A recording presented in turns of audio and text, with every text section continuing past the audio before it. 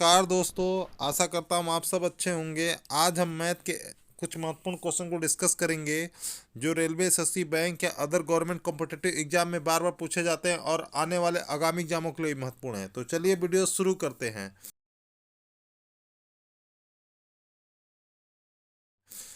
First question है, यदि एक वृत्त का क्षेत्रफल 154 सेंटीमीटर स्क्वायर है तो वृत्त की परिधि है। आपसे परिधि पूछ रहा है, तो चलिए क्वेश्चन लगाते हैं। वृत्त इसका क्षेत्रफल होता है पाई आर स्क्वायर, और आपको क्षेत्रफल दिया है। पाई की वैल्यू 22/7 और आर स्क्वायर बराबर 154। 22 से काट दीजिए 154 को, तो 22×7 154 होता है 7 बार में। तो आर स्क्वायर बराबर 7×7। तो आर की वैल्यू क्या हो जाएगी, इसको अंडर रूट में अगर डाल देंगे तो आर की वैल्यू 7 हो जाएगी। और आपसे परिधि पूछ रहा है, तो परिधि होती है बराबर 2πr। तो 2 पाई की वैल्यू आपको पता है 22/7 होता है, और त्रिज्या आपको 7 दिया है। तो 7 7 से कट गया, 2 का अगर 22 करेंगे 44 सेंटीमीटर।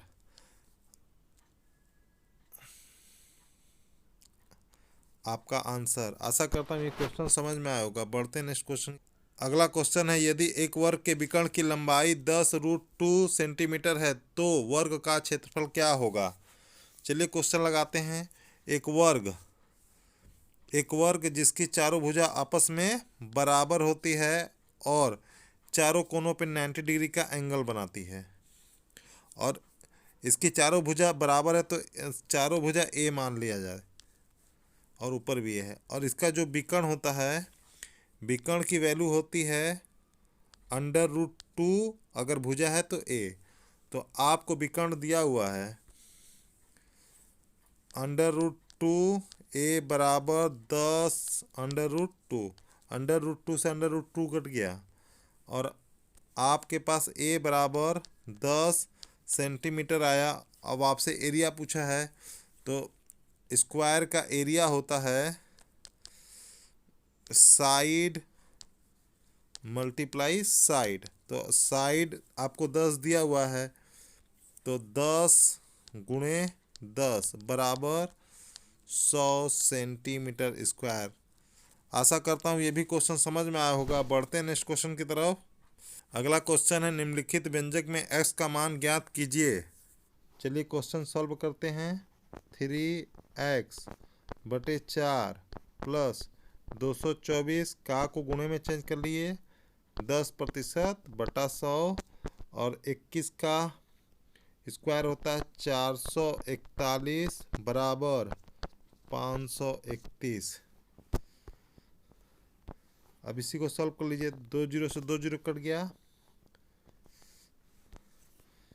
3x/4 प्लस 24 प्लस 441 बराबर 531। अब 441 और 24 को आपस में कर दीजिए। 3x/4 प्लस 5 4 2 6 और 4 बराबर 531। इसको इधर ले आइएगा तो माइनस में हो जाएगा। 3x/4 बराबर 11 में से 5 गया तो 6 बचेगा, और 12 में से 6 गया तो 6। अब 3 से काट दीजिए। 3 एकम 3, 3 दूनी 6, 3 दूनी 6। अब आपको x की वैल्यू आ जाएगी x/4 बराबर 22। तो x की वैल्यू हो जाएगी 4 इधर आके गुना हो जाएगा तो 88। आशा करता हूँ ये क्वेश्चन भी आपको समझ में आया होगा। बढ़ते हैं नेक्स्ट क्वेश्चन की तरफ।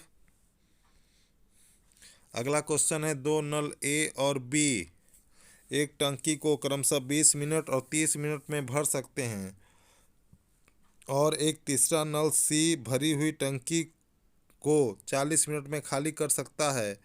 तीनों नल को एक साथ खोला जाता है तो टंकी भरने में वे कितना समय लेंगे। तो चलिए क्वेश्चन बनाते हैं। देखिए 3 नल है, ए इसको 20 मिनट में भर सकता है, उसी तरह बी इसको 30 मिनट में भर सकता है, और सी जो है खाली करने वाला नल है, इसको 40 मिनट में खाली कर सकता है। 20, 30 और 40 का जब एलसीएम लेंगे तो आपको आएगा 120। तो उसी तरह पर मिनट 6 एक खाली भरेगा और पर मिनट 4 बी भरेगा, लेकिन सी खाली करने वाला है तो पर मिनट 3 खाली कर देगा। तो अब जब ये एक साथ काम करेंगे ए प्लस बी प्लस सी, तो 6 तो ए भरेगा प्लस 4 बी भरेगा, लेकिन -3 सी खाली कर देगा। तो टोटल 1 घंटे में भरा जाएगा 10, 10 - 3 बराबर 7। तो हमको टोटल भरना कितना है टंकी 120 लीटर। 7 से जब भरेंगे तो 120/7, ये आंसर आ गया। आशा करता हूँ ये भी क्वेश्चन समझ में आया होगा। बढ़ते हैं नेक्स्ट क्वेश्चन की तरफ। अगला क्वेश्चन है, दी गई आकृति में जहाँ पी ए पैरेलल है क्यू सी के, तो एक्स का मान बताइए। आपको इसका मान पूछ रहा है। तो चलिए क्वेश्चन लगाते हैं। आपको पता है, ये देखिए ये एक पैरेलल लाइन है, ये एक पैरेलल लाइन है। अगर हम बी से भी एक पैरेलल लाइन खींच सकते हैं, बी से खींच सकते हैं, इसको मान लेते हैं कि ये वाई है। तो आपको एक प्रॉपर्टी पता होगी, अगर दो पैरेलल लाइन है और उसके बीच में से एक ट्रांसफर लाइन है, जैसे ये वाला देखिए लाइन, अगर ट्रांसफर लाइन अंदर के क्षेत्र में एक तरफ बने एंगलों का सम 180 होता है। तो आप देखिए ये एक ये है पैरेलल लाइन, एक ये पैरेलल लाइन है, और ये एक ट्रांसफर लाइन है। तो यहाँ पे जो एंगल बने हैं इसका सम क्या होगा 180 होना चाहिए। अगर ये 135 है तो ये कितना होगा, ये होगा 45 डिग्री।